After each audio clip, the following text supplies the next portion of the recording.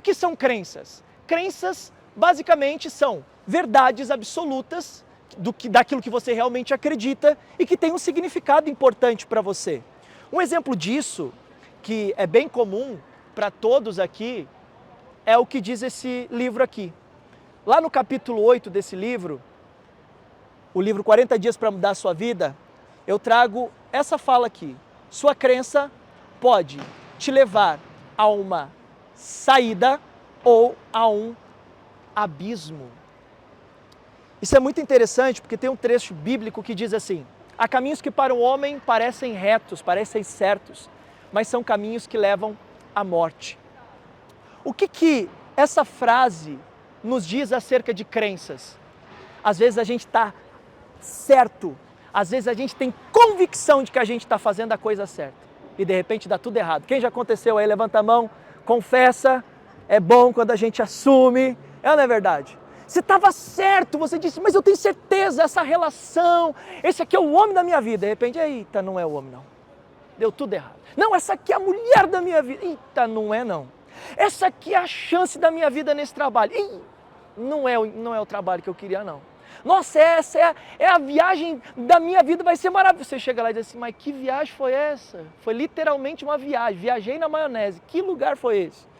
Então muitas vezes a gente tem uma certeza tão grande para tomar decisões, fazer escolhas, a gente está tão certo sobre como que a vida tem que ser, como que as pessoas têm que agir, como que as pessoas têm que pensar, como que tem que ser um filho, como que tem que ser um marido, como que tem que ser uma esposa, como que tem que ser um aluno, como que tem que ser um diretor de uma escola, como que tem que conduzir uma escola, como que tem que ser uma metodologia. E quando a gente vai percebendo coisas que a gente tinha tanta certeza, já começa a não se ter tanta certeza assim. E o meu convite aqui nessa noite para todos vocês é: vamos nos permitir a conhecer coisas novas, a ter novas experiências, porque isso vai determinar o quanto você vai se desenvolver como ser humano. Quais são os níveis de crenças? Os níveis de crenças são definidos em 3. Essa primeira aqui é a crença superficial. Sabe aquela crença superficial? Quem aqui tem medo de tomar manga com leite porque acha que vai morrer? Levanta a mão. Tá? Tem algumas pessoas que ainda experimenta. Você não vai nunca mais querer tomar outra coisa. Manga com leite, né? Então, a gente tem tantas outras crenças. O chinelo virado, o que acontece? A mãe vai morrer, a mãe, né? Que mais? Gato preto, azar. Coitado do gato, bichinho. Aí vê o gato lá preto, vai querer chutar o pobre do gato. Não é verdade? Aquela coisa lá de colocar a vassoura atrás da porta para mandar alguém embora, né? Quem já colocou a vassoura atrás da porta? Sempre tem alguém, né? Então, quer dizer, são aquelas crenças populares, né? Aquelas crenças que a gente ouve, que vêm dos nossos avós, que vêm dos nossos pais. Essas são aquelas crenças superficiais, aquilo que a gente ouve das pessoas. Agora, a gente tem as crenças intermediárias. Essas crenças intermediárias vai descendo um pouquinho lá naquele iceberg, sabe? Vai descendo um pouquinho naquele iceberg. Essas crenças, ela vem de família, religião, amigos, professores, médicos. Esse momento é um momento interessante, porque essas pessoas, elas têm influência sobre nós. São seus pais, que muitas vezes vai lá, como por exemplo, eu tive um caso de uma paciente em que ela chegou no consultório e ela estava preocupada com a filha. Porque a filha, ela já tinha uma idade bastante avançada e a mãe, desesperada, chegou em mim pedindo ajuda, dizendo, olha, Douglas, faz alguma coisa pela minha filha, porque a minha filha não quer se relacionar com um homem de jeito nenhum e eu estou um pouco preocupada. Porque a mãe estava preocupada, né, que a filha talvez fosse homossexual e aí os princípios e os valores não batiam e a mãe estava bem desesperada. E aí quando eu recebi a menina para conversar com ela, para ouvir ela, eu falei, então, o que acontece? Compartilha comigo. E a mãe estava do lado. E aí ela falou, ah, não, Douglas, eu não quero saber de homem, porque, olha, homem não presta, nenhum homem presta. E aí a mãe estava do lado, quando a mãe ouviu, falou, realmente, homem não presta, porque o pai dessa menina foi um traste, misericórdia, Deus me livre. Aí quando eu olhei para o lado, a menina só balançou a cabeça e eu falei, está explicado. O problema na filha é consequência de um problema, de uma crença na mãe que disse que homem nenhum presta por causa de uma decepção que ela teve com o pai dessa menina. Ou seja, dentro da programação neurolinguística a gente chama isso de generalização. Sabe o que é isso? Ah, homem é tudo igual, nenhum homem presta. Então a pessoa começa a generalizar. E a gente tem que tomar cuidado com essas generalizações, porque a pergunta é, nenhum homem presta? Será? Será que todo homem é mau? Então muitas vezes a gente começa a se questionar e a gente começa a pensar que certas coisas que nos disseram, como por exemplo, a gente vai falar sobre essas crenças, né? A crença religiosa de que, por exemplo, olha, rico não entra no céu. Quem já ouviu essas coisas aí lá fora? Já viu? Rico não entra no céu. Tá, peraí. Quando a gente vai olhar o contexto bíblico e teológico, a gente vai entender que isso está um pouquinho fora de contexto, mas eu não vou entrar nesse detalhe agora.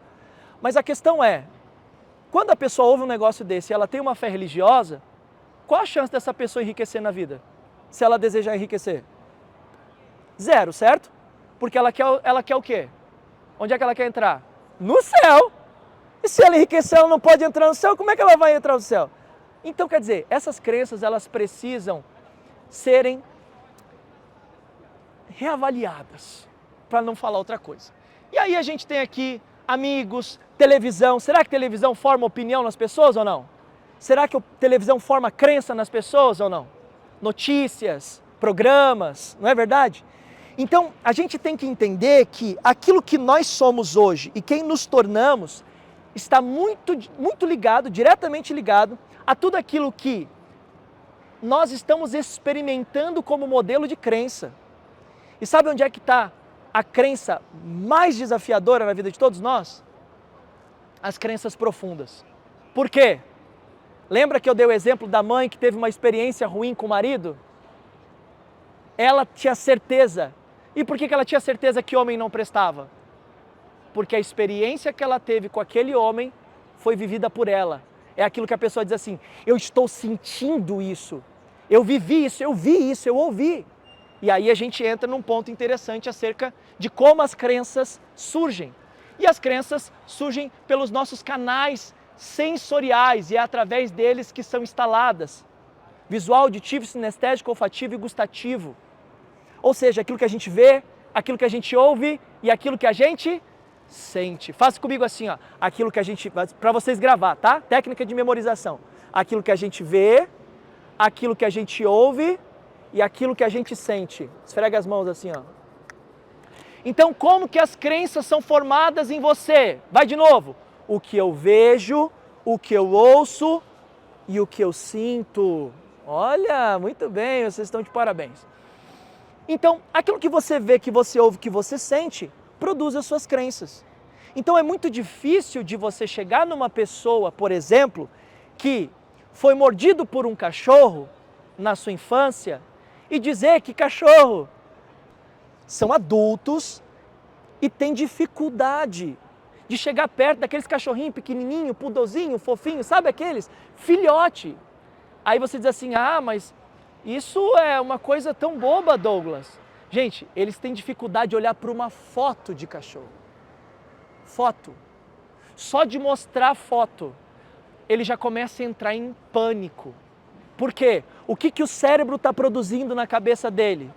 Imagens, sons, sensações, lembranças do episódio traumático que foi vivido na infância. Então, quer dizer, você começa a perceber que as pessoas não fazem o que fazem porque as pessoas são problemáticas, porque as pessoas são más, porque as pessoas têm problema. Mas simplesmente as pessoas estão reagindo às suas crenças.